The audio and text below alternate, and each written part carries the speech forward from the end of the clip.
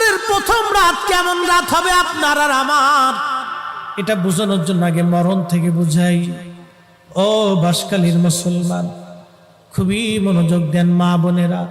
ও মা, আপনি যে সুন্দর পোশাক পরে সেজে গুজে গহনা পাতি দিয়ে আপনাকে নিয়ে আসা হলো শ্বশুর বাড়ি। মারে, আপনার ঘরের মধ্যে একটা বৃদ্ধ মা আছে, শাশুড়ি।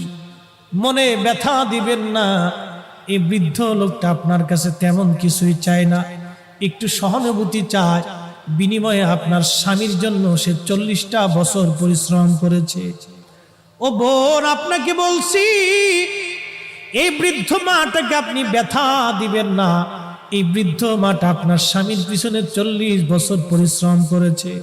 পেটে ধারণ থেকে শুরু করে ওকে মানুষ পর্যন্ত বানাইতে একটা মায়ের হাড় ভাঙ্গনি খাটুনি খেটে বৃদ্ধ হয়ে গেছে আজ।